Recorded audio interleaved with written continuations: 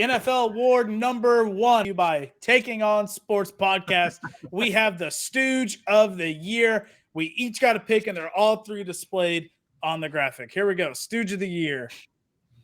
Seth went with Nick Sirianni. Seth, of explain course. the reasoning. What a hater! Explain what the reasoning hater. of the Stooge of the Year pick for Nick Sirianni. Listen, we submitted this stuff yesterday, okay? Today, this giant safety comes out, and he called Sirianni basically a clown. Okay? This dude doesn't act like he's been there before. This dude's over here when he beats a 4-win team, is over here yelling at fans, mocking the camera, blah, blah, blah. Okay. Are you kidding me, Nick Sirianni? I mean, anybody could go out there and win with this fucking roster, okay? Your GM, Howie Roseman has done a great job. I'll give the Eagles that. Howie Roseman, hell of a job. But Sirianni, it's like, act like you've been the place before, man. Act like you've been there. He hasn't been there. He embodies. You're a head coach of an NFL team. He embodies. We're gonna keep these quick, Barrett. We're making them for a TikTok real quick. Hang on.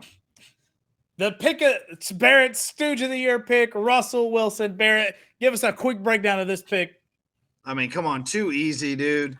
Just all the fucking bullshit he played. I mean, listen, I don't question his work ethic. I'm sure he's a nice guy, but geez, the Subway commercials, the doing high knees on the plane, the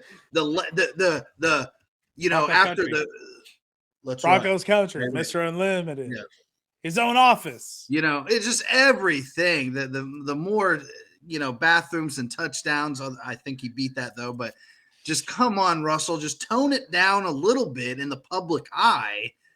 I don't know. Like, he's Stooge of the Year, man. Come on. All right, Stooge of the Year for me is Tom Brady. I said when he came out of retirement, he should have stayed retired. We saw it this year. His legacy is not tarnished, but we'll always know Tom Brady's last season was his first and only losing season. He could have easily avoided that staying retired. Okay. Poor Tom, terrific, dude. Yeah. Then we move on to worst coach of the year. Barrett, break down your pick. This is the offensive coordinator, not even a head coach. He's a coach, just straight garbage. Look at that picture. Could you pick a better picture? What a Stooge. Like, this guy just crawls back to Bill Belichick on his knees. Oh, please give me a job, Bill. And he's like, all we got is offensive coordinator. I can do it, Bill. I can do it. This guy fucking sucks. That's why he was a one and done. And, just an absolute stooge, dude. Seth, your pick for worst coach of the year. You and Nathaniel Hackett. Let's break it down.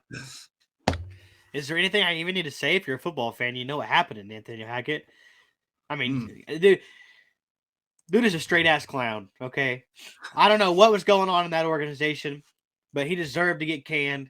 Like, nothing else. Nothing to even be said. Like, I'm the only person that maybe, like, a bigger stooge of the year for me is maybe the other guy that's pictured here. All right, I'll break that one down for you. My pick of the year for worst coach is Matt Rule, and I got one explanation for you. He kept a fucking timeout in his pocket when Baker had a chance to win the game week 1 in the NFL season. And I swear to you not, ruined Baker Mayfield's season and ruined Carolina Panthers season this year. Nice. Matt Rule, stooge of the year. Also shows why he got fired like week 8 or week 6, actually. Then we move on to Fantasy King of the Year.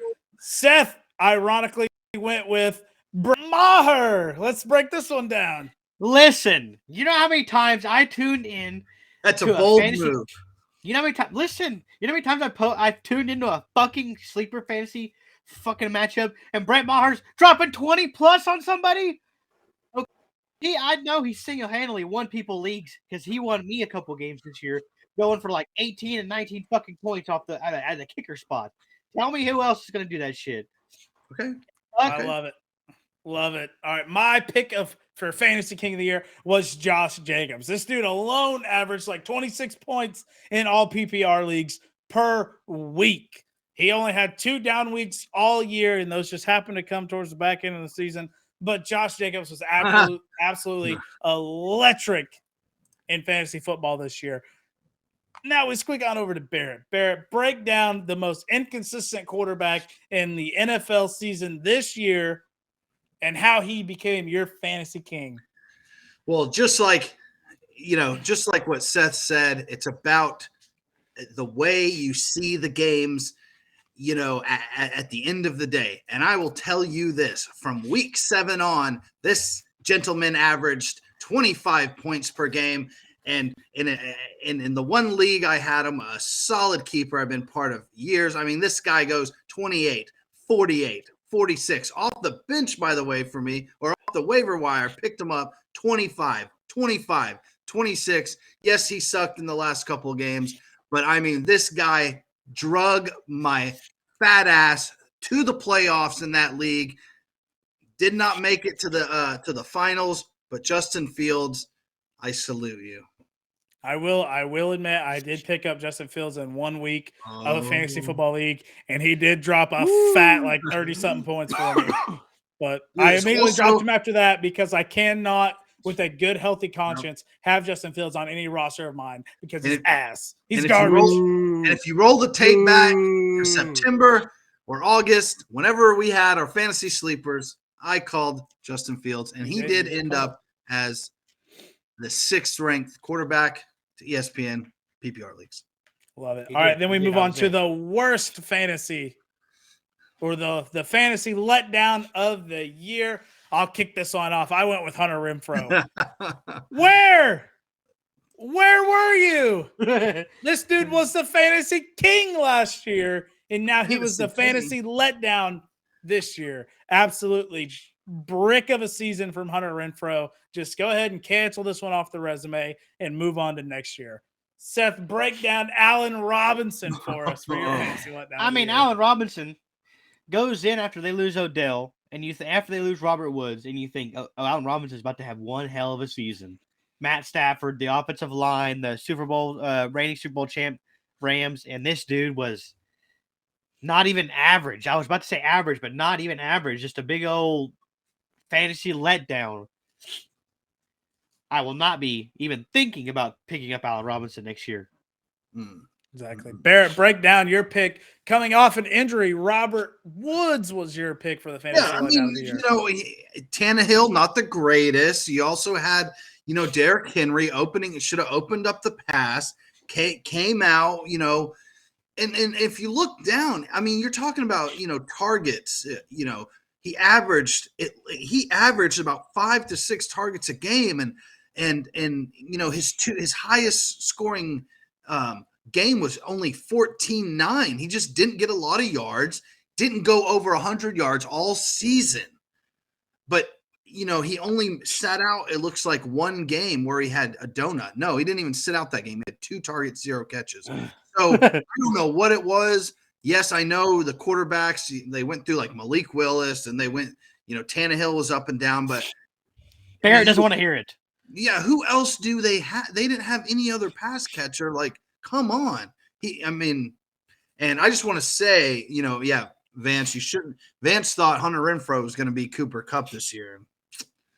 Did not come to fruition. I took a chance on Hunter Renfrow in like every league.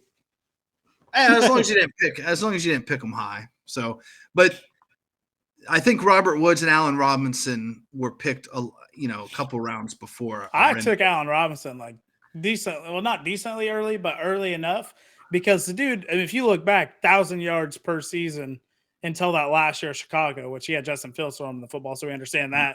But you go back and look, Allen Robinson was elite, but he pulled a Kenny Golladay and just kind of disappeared on us this year. So last award we are giving away for this season is the surprise player of the year. Barrett, we're going to start with you because this is your bad man. Christian Wilkins, you have as your surprise player of the year. Break it down. I mean, he had almost 100 tackles, which is the most from a defensive tackle. I know they have him at end, but that's bullshit. He should be a DT. He should have made the Pro Bowl. Almost 100 tackles. That's most in the last 5 years by a shit ton. I mean, it was a contract year for him. He played his ass off. He's a funny guy.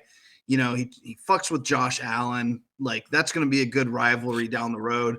And some people say, oh, well, it's his, fourth year or whatever. He's supposed to get better. But, I mean, he's been pretty mid. And it's just this year, he's gotten a lot of recognition. Well-deserved. I hope they, extend him this year. But, I mean, definitely a surprise player. Just happens to be a Finn. Christian Wilkins. Love it. I'll break down mine real quick. We got Miles Sanders, who was the surprise player of the year for me. After last year having a mediocre year, they wouldn't even hand this dude the football last year. True. Seth said it all fantasy football season. Like, where the hell was Miles Sanders? Shows up this year, top 5 rusher, double-digit touchdowns, and helped leading this Philly team to the number 1 seed in the NFC. Miles Sanders, beautiful year by you, my man. Seth, break down this overpaid jabroni who turned out to not be overpaid jabroni in Christian Kirk. Break it down. Yeah, Miles Sanders, stooge. Anyway, over to Christian Kirk. Hater. Whenever Christian Kirk first got paid, everybody said, oh, that's a huge contract. He stinks. He's not going to live up to that, whatever, blah, blah, blah. Jacksonville's offense is terrible. Christian Kirk, I think, solely helped Trevor Lawrence turn around more than any other player in that offense did. And maybe Doug Peterson too, but Christian Kirk was the man. Number 11 in PPR this year. I mean, he had so many amazing games. He even had a really good playoff game. But, I mean, just going into it, nobody thought that he would be what he is. And he had a phenomenal season, even with a couple bad games in there. He turned Trevor Lawrence around, and I think he's going to be the number 1 again next year. He's going to do really good. Oh, yeah. Oh, yeah, that was good. I love it. The only other player that comes to mind when I think of that offense is Christian Kirk and Evan Ingram in terms of pass catchers on who helped elevate Trevor Lawrence. Evan Ingram, but he didn't come alive till like towards the end of the year. But man, Evan Ingram was electric. That was like back 6 games. Christian Kirk was, you could honestly say, probably Mr. Consistent this year, right? I mean, like two bad games total for him. Played all 17. Played all 17. Mr. Consistent. I think Christian Kirk deserved that contract he got. And I think Trevor Lawrence, him and Trevor Lawrence connection, I think is only going to get better.